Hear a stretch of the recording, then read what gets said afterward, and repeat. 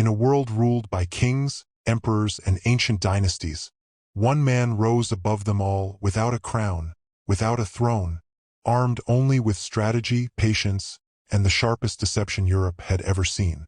His name was Otto von Bismarck, and he would unite Germany not through speeches, not through peace, but through calculation, manipulation, and a mastery of controlled chaos.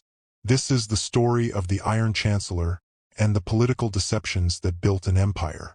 In the mid-1800s, what we call Germany today did not exist.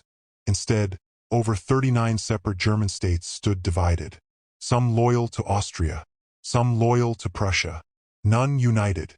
And Europe liked it that way. A broken Germany was a weak Germany. But in the Prussian kingdom, a man was rising who hated division and would stop at nothing to unite his people. His name, Otto von Bismarck. Bismarck was sharp-tongued, fearless, and brutally honest. King Wilhelm I noticed this. While most politicians feared speaking the truth, Bismarck spoke it with fire. King Wilhelm needed someone strong. Bismarck needed someone powerful. So the two men formed an alliance. One wore the crown, the other held the brains. Bismarck told the king, "To unite Germany, we must remove every foreign hand holding us back."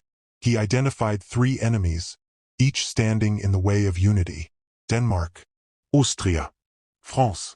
And he knew exactly how to defeat each of them, with deception. Denmark, as at the time, ruled two German-speaking areas, Schleswig and Holstein. Bismarck started to stirring anger through every means available to him. He started spreading rumors among newspapers, saying, "Our brothers are suffering under Danish rule." The propaganda spur into the German public, which brought about their unity, and what follows next was war. Prussia and Austria fought side by side, and Denmark lost. The first stone of unity was laid. But Bismarck never intended for Austria to remain a friend to Prussia. After the victory, Austria wanted control. Bismarck refused.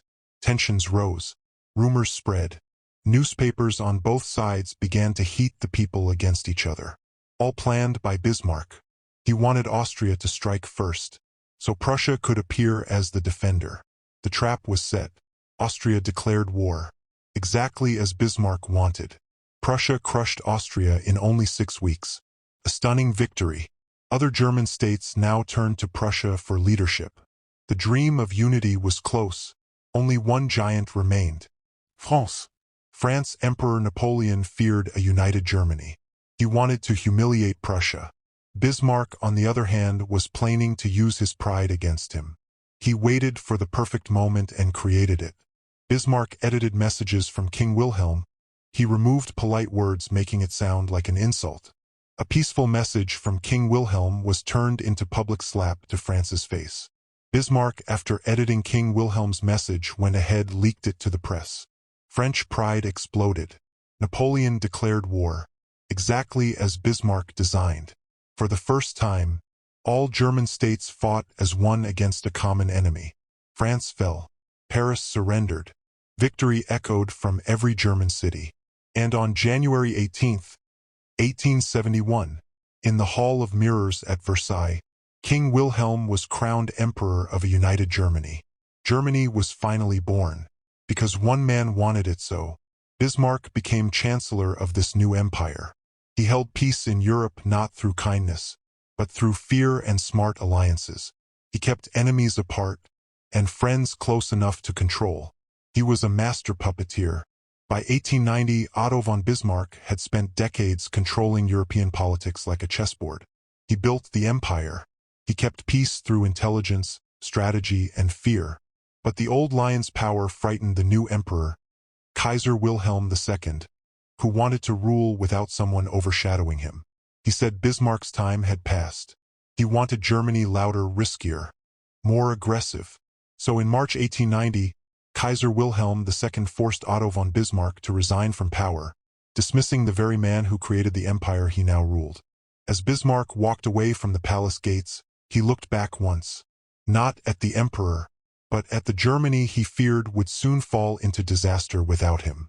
He warned, "One day the great European war will come out of some silly thing in the Balkans." Years later, he would be proven right. Otto von Bismarck proved something powerful. Nations are built not only in battle, but in the shadows where plans are made.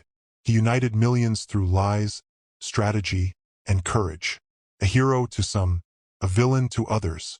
But without him, Germany may never have existed.